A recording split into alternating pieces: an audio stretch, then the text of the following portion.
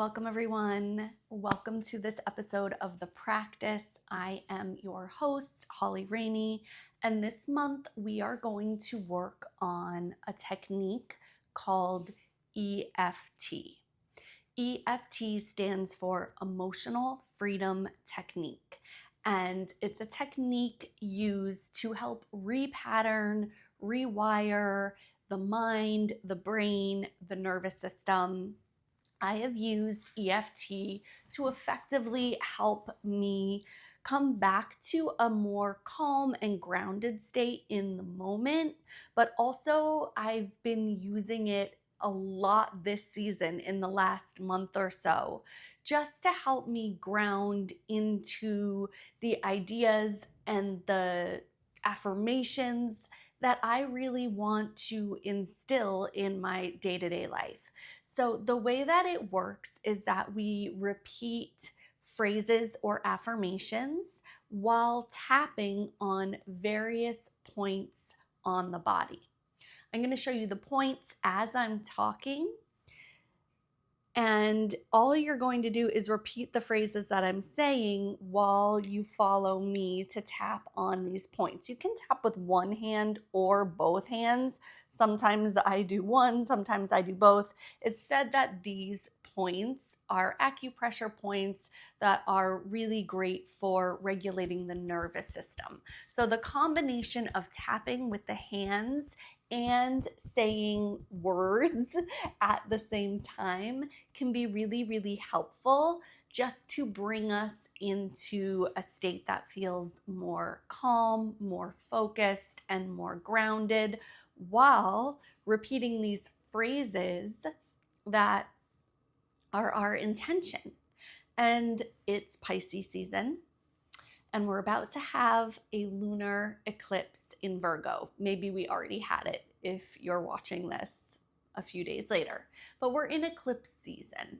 And when we're having eclipses on the Pisces Virgo axis, which we have been since March of 2023, we've been really working on mostly release. It's been a lot of lunar eclipses in this cycle, and we're really releasing themes around Virgo.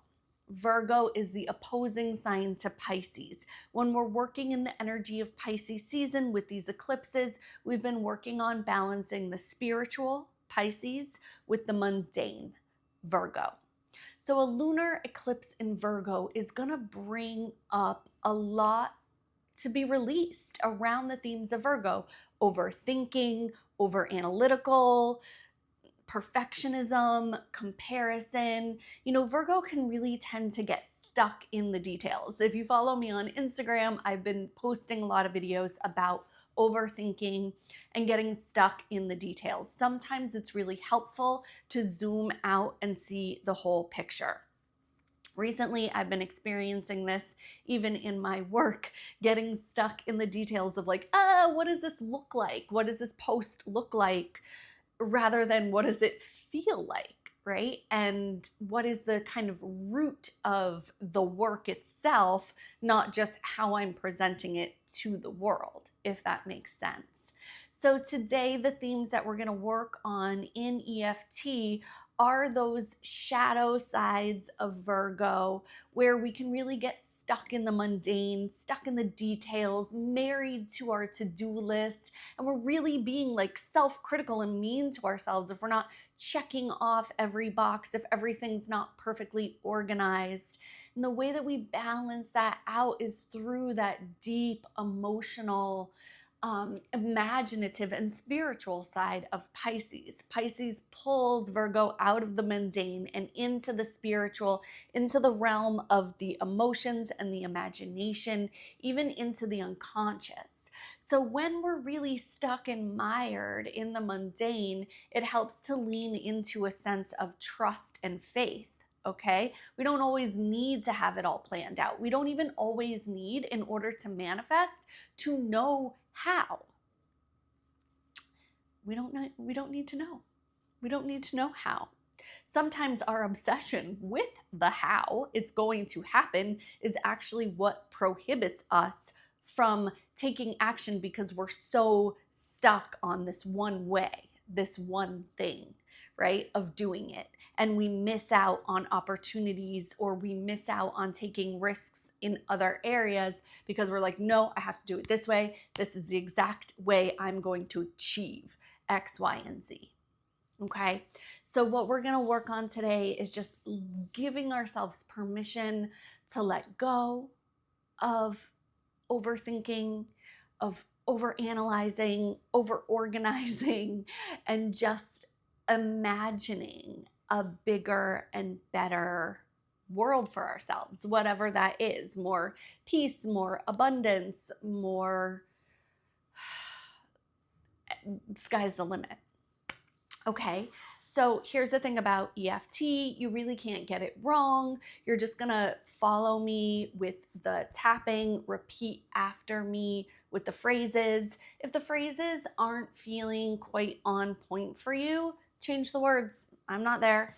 No harm, no foul, right? And maybe this will inspire you to create your own after this. Do whatever works for you. Follow me exactly, change the words, or just use this video as inspiration to go and create your own tapping routine. So the way that we start, I showed you all the points earlier, but the way that we start is called the setup. And the setup is done here on the side of the hand.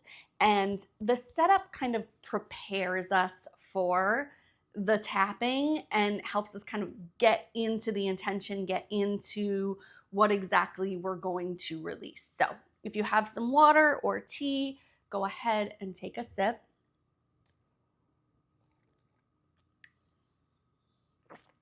And we're gonna get right into it. So get comfortable, take a deep breath in, let it go. Let's do 2 more. Take a deep breath in, let it go, sigh or yawn. The last one, we're gonna do a little hum. Take a deep breath in.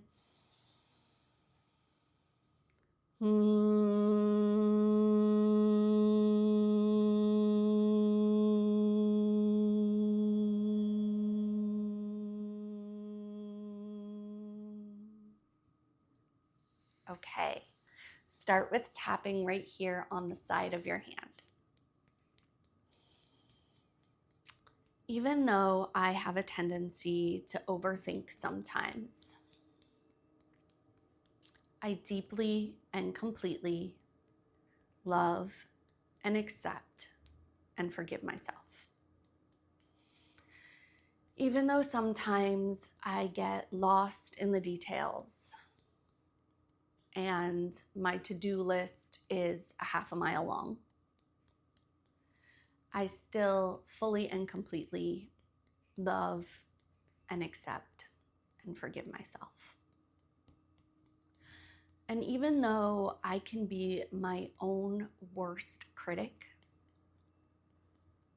and I would never say to anyone else the things that I say to myself, sometimes consciously and sometimes unconsciously. And even though my inner narrative isn't always telling the story that I really want in my life, I know that with effort and intention, I have the power to change. Because every single day, every single hour, every single moment is a chance to begin again.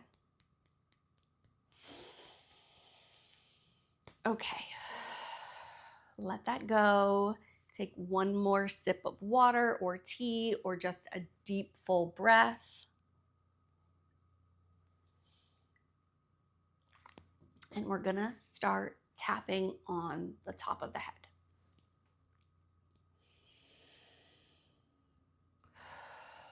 Sometimes I look around my life and I feel like I need to be perfect. I feel like I'm expected to look like somebody's perfectly curated grid on Instagram. And I feel like I'm spinning my wheels because no matter how hard I try, I simply can't achieve that level of perfectionism. And maybe that's because I'm just not supposed to. And maybe the story that we've been told is a lie. And that what actually is going to get me to where I want to go isn't some perfectly curated look or home or job, but simply just my ability to be myself, to align with my own values, and to get quiet enough to listen to what they really are. It's so easy to get caught up in the day-to-day. There's always a new hack or something that I need to optimize, or a new routine that's supposed to be the best. But what if I could just tune out all that noise and really focus on what feels best for me? Because when I'm not comparing myself to others or trying to live up to some bullshit standard society came up with, then I can better march to the beat of my own drum. And my inner wisdom is extremely valuable. Even if it doesn't fit with what everybody else has to say. Deep down, I know what's best for me. And it just takes a little bit of time and quiet to hear that. And I want to be done with this narrative of perfectionism, criticism, and judgment. Like, I can't let myself off the hook if I'm not constantly berating myself and reminding myself of what I need to change. Then I'll never get it done. But really, how much great change comes from meanness and criticism? How do you feel after a good berating conversation? Instead, I want to be my own cheerleader. I want to be the person in charge of my own happiness. I want to be the person who I know has my own back, even if I make mistakes, even if I fail, especially if I fail.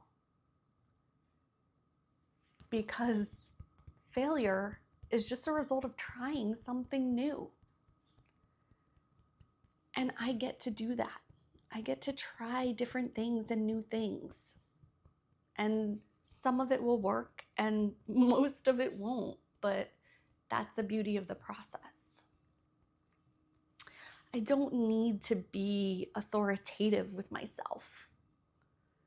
I don't need to punish myself. I don't need to keep tabs on cause and effect and right and wrong when it comes to my own life. I can just give myself gentle encouragement and compassion. It doesn't mean I'm going to throw out all my boundaries. I'm an adult. I know what's good for me and what's not.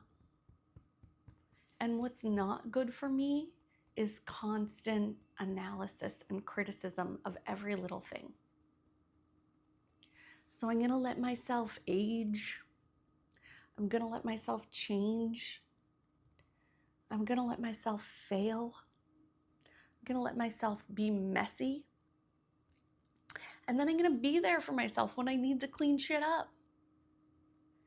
Because that's what a loving inner parent does. There's compassion. And there's love. And there's steadiness. And there's great boundaries and structure. But there's room within it to play around, to mess shit up, to get weird. And when I feel myself lost or ungrounded or unsure, I'm just gonna tap back into myself. Take some quiet time for contemplation and give myself the space to process and figure it out in my own time and in my own way. Because I don't have to follow the mold that society gives me. I'm allowed to figure it out on my own. And even though this may have been hard in the past, I deeply and completely love, accept, and forgive myself. And maybe even anyone else who contributed to this unkind inner narrative. So mote it be. Take a deep breath in, let it all go. All right, that was your EFT for Pisces season. Let me know in the comments how this felt for you. Did anything hit a nerve? Did you have to yawn or sigh? Did you feel any tingling in your body? How did this land? I would really love to know. I hope that you cruise through the rest of this eclipse season. We are closing out a big ending here. Okay, this is the last eclipse on this cycle. And if this really resonated, please do it again. It does not need to be Pisces season for this to land for you. I'll put the prompts where the tapping starts and ends. Happy eclipse season. Thank you.